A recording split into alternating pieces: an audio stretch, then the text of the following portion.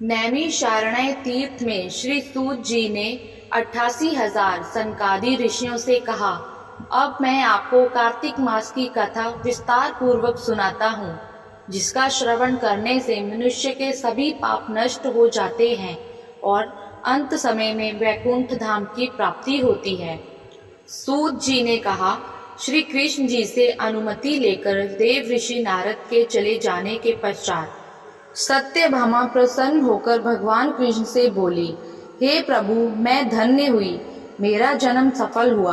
मुझे जैसी त्रिलोक की सुंदरी के जन्मदाता भी धन्य है, जो आपकी 16,000 स्त्रियों के बीच में आपकी परम प्यारी पत्नी बनी।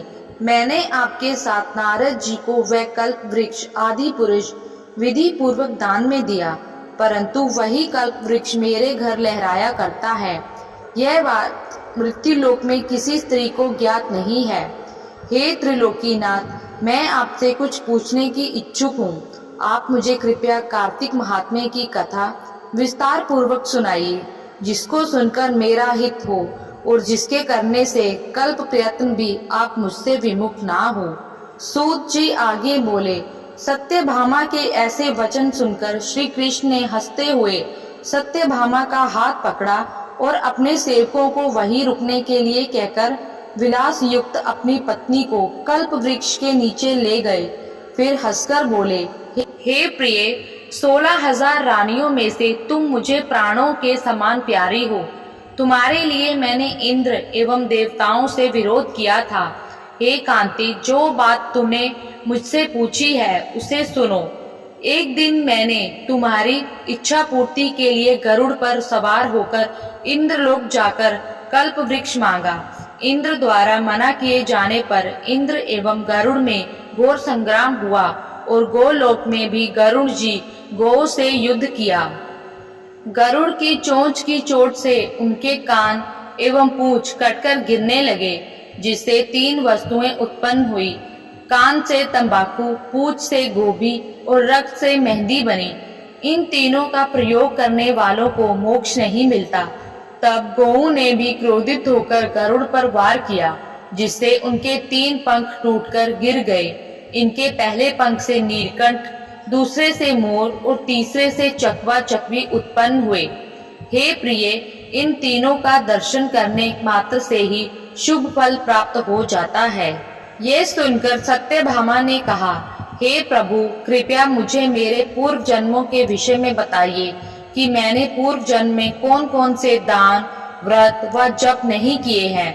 मेरा स्वभाव कैसा था, मेरे जन्मदाता कौन थे और मुझे मृत्युलोक में जन्म क्यों लेना पड़ा। मैंने ऐसा कौन सा पुण्य कर्म किया था जिससे मैं आपकी अर्धांगिनी हुई। श्री कृष्ण जी ने कहा, हे प्रिय, अब मैं तुम्हारे द्वारा पूर्व जन्म में किए गए पुण्य कर्मों को विस्तार पूर्वक कहता हूँ, उसे सुनो। पूर्व समय में सतयुग के अंत में मायापुरी में अत्रि गोत्र में वेद वेदांत को ज्ञाता देव शर्मा नामक एक ब्राह्मण निवास करता था। वह प्रतिदिन अतिथियों की सेवा, हवन और सूर्य भगवान का पूजन किया करता था। वह सूर्य के समान तेजस्वी था। वृद्धावस्था में उसे गुणवती नामक कन्या की प्राप्ति हुई। उस पुत्रहीन ब्राह्मण ने अपनी कन्या का विवाह अपने ही चंद्र नामक शिष्य से साथ कर दिया। वह चंद्र को अपने पुत्र के समान मानता था और चंद्र भी उसे अपने पिता की भांति सम्मान देता था। एक दिन वे दोनों कुश व समिधा लेने के लिए जंगल में गए। जब वे हिमालय की तलहटी में भ्रमण कर रहे थे, तब उन्हें एक राक्षस आता हुआ दिखाई दिया। उस राक्षस को देखकर भय के कारण उनके अंग शिथिल हो गए और वे वहां से भागने में भी असमर्थ हो गए। तब उस काल के समान राक्षस ने उन दोनों को मार डाला। चूंकि वे धर्मात्मा थे, इसलिए मेरे पार्षद उन्हें मेरे पास बैकुंठ धाम में पास लेके आए। उन दोनों द्वारा आजीवन सूर्य भगवान की पूजा किए जाने के कारण मैं दोनों पर अति प्रसन्न हुआ। गणेश जी, शिव जी, सूर्य व देवी, इन सबकी पूजा करने वाले मनुष्य को स्वर्ग की प्राप्ति होती है। मैं एक होता हुआ भी काल और कर्मों के भेद से 5 प्रकार का होता हूँ।